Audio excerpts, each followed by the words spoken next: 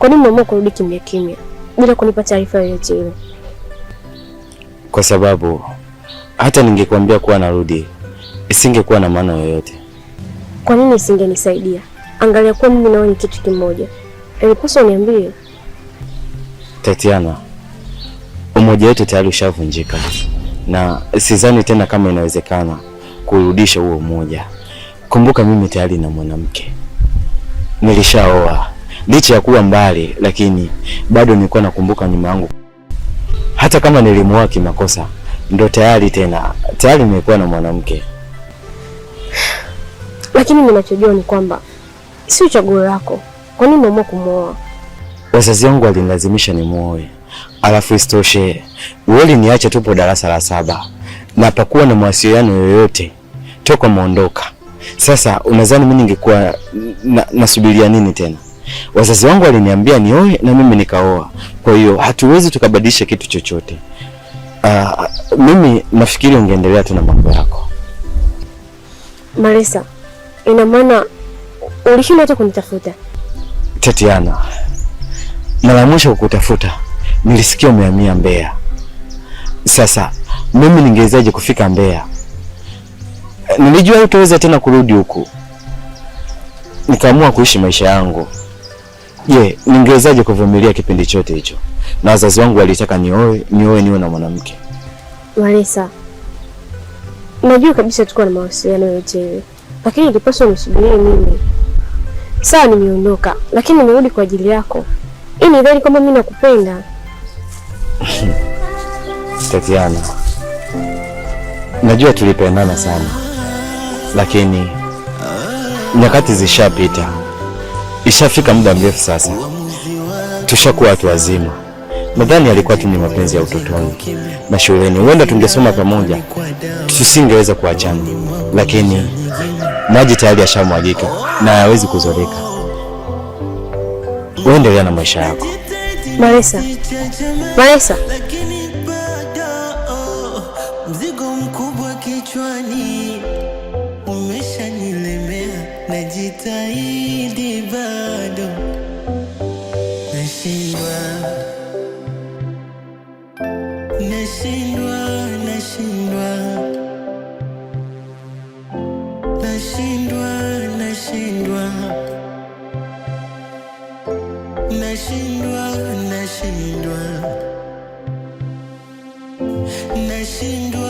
nashindwa. Ati kukaa kimya sikupigia.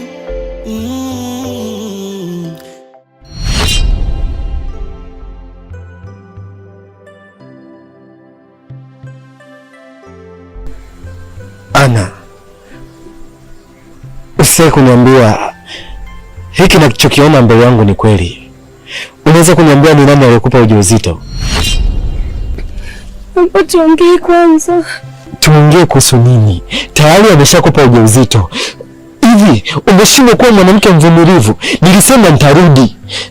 Haya ndio malipo yake. Chumba, nisikilize kwanza. Maresa, mimi bado nakupenda na kuhitaji kwenye maisha yangu. Naomba unisamehe. Nikusikiliza kuhusu nini? Tayari wewe ushapewa mimba. Tunaweza tukabadilisha chochote? Kuanzia leo sitajihusisha tena na wewe. Fuata maisha yako. Maresa.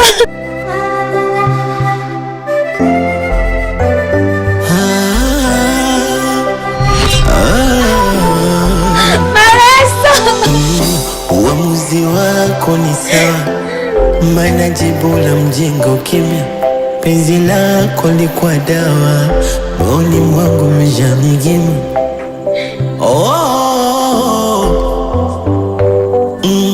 Najitahidi nisichachama, lakini bado mzigo mkubwa kichwani umeshanilemea. Najitahidi bado nashindwa. Nashindwa.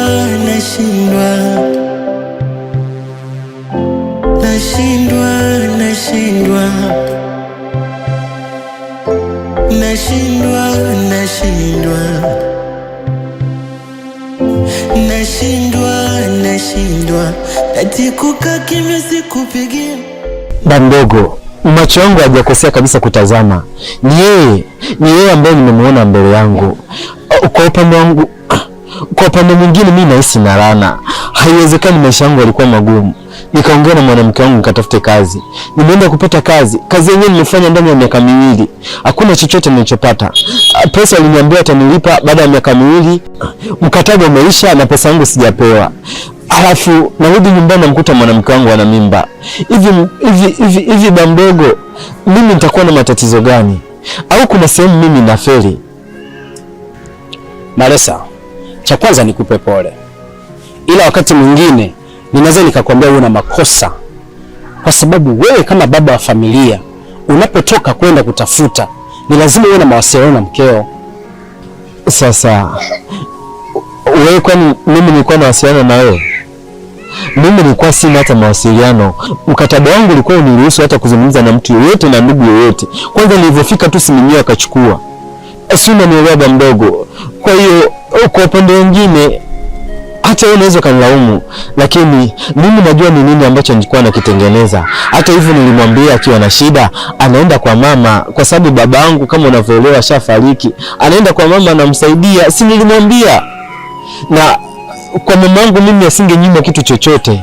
Sasa ni kitu gani ambacho kilichomshawishi mpaka amue kubeba ujauzito na mtu mwingine aliyakuwa ana mtu ambaye tayari ashaanza kutengeneza naye malengo? Sikiliza kitu nikwambie Malesa. Mwanamke hawezi kufuata ndoto yako. Mwanamke ni kama upepo. Biblia yenyewe takatifu inatuambia kwamba mwanamke tuishi naye kwa akili. Sasa unamaanisha nini kusema kwamba niishi na mwanamke kwa akili? Ina maana mimi nilikuwa naishi naye kwa matope? Ninaweza nikasema hivyo kwa sababu ungemjua mtu aliyempa ujauzito mke wako, na hisi ungetamani dunia ipasuke uingie ndani kwa machungu na maumivu ambayo ungeyapitia. Unamaanisha nini kusema kwamba mtu aliyempa ujauzito mwanamke wangu ni mtu wangu wa karibu? Naweza nikamfahamu? Kwa mimi siwezi kukuambia ni nani, ila ninachokusii pia jaribu kufanya uchunguzi wako unaojua wewe. Utamjua tu aliyempa mkeo ujauzito ni nani, maana huyo mtu aliyempa ujauzito mkeo ni mtu wa karibu sana na pia ni ndugu yako. Sawa, mimi nimekuelewa. Kuna sehemu kidogo naenda kuweka ratiba zangu sawa, baadaye nitarudi. Malesa, cha kukusii uwe mtaratibu na mtulivu. Unapotaka suluhisho ya jambo lako ni lazima uwe mnyenyekevu, kisha ufuate taratibu zinazotakiwa, usije ukaua wewe. Safari ni mbali tulipotoka. Safari ni mbali pia tunapoelekea. Tulipotoka ni mbali, abiria chimba dawa siogope. Tafakari ya maswali ya fikra wezi yashika. Jamila wangu mkombozi. Karibu mwanangu Malesa. Asante sana, nimekaribia. Vipi huko? Mambo yalikuwaje? Kiukweli mambo ni magumu sana, kwa sababu nimefanya kazi kwa muda mrefu kulingana na mkataba, lakini mkataba wangu ulivyoisha, nilivyodai pesa wala sijapewa. Nikaamua tu nirudi na sikuendelea kudai tena. Pole sana kijana wangu. Wewe ni mwanaume, pambana. Mambo atakaa vizuri tu. Nimekuja, lakini kuna vitu vimenishangaza. Nimemkuta mwanamke wangu kapewa mimba. Ujauzito? Subiri kidogo.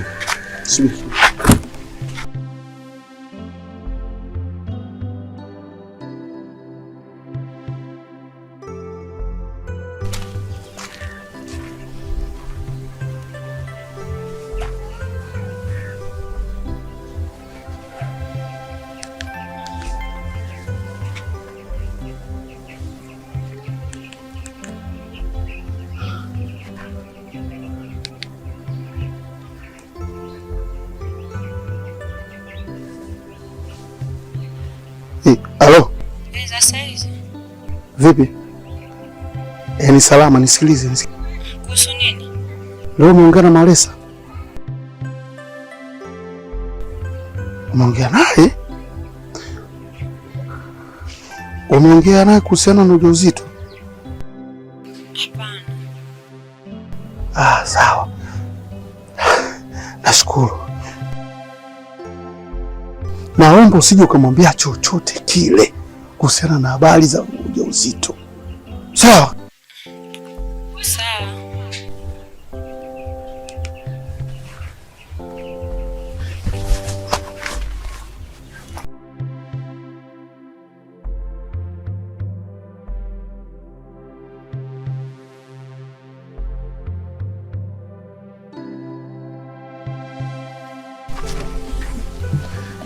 Vipi? Kuna shida? Hakuna tatizo lolote. Si unajua nafuga sasa hivi baba. Soma banda la kuku lile pale. Nisikia kuku mmoja kalia, nikaenda kuangalia kuna shida gani. Lakini mimi sijasikia hata kelele za kuku. Au ba mdogo umeanza kuzeeka? Hapana. Ni kuku alilia, kumsikia tu. Sasa hali ndo kama hiyo. Nimemkuta mwanamke wangu amepewa mimba na sielewi ni nani aliyempa mimba. Sikia baba, hilo swala ni la kufanyia uchunguzi kwa makini. Kaa, fikiria, uangalie, usikurupuke. Fanya uchunguzi kwa makini, utapobaini utaniambia. Basi sawa mdogo, lakini kwa sasa sina sehemu ya kulala kwa sababu siwezi tena kurudi pale, maana mwanamke wangu tayari ashapewa mimba na sijui ni nani ambaye amempa mimba. Kwa hiyo nilikuwa naomba chumba kimoja niwe nalala. Hapana Fazo, humu ndani hakuna nafasi. Hata dada zako wanalala hapo barazani. Lakini nyumba kubwa hii ba mdogo. Sawa, nimekuelewa.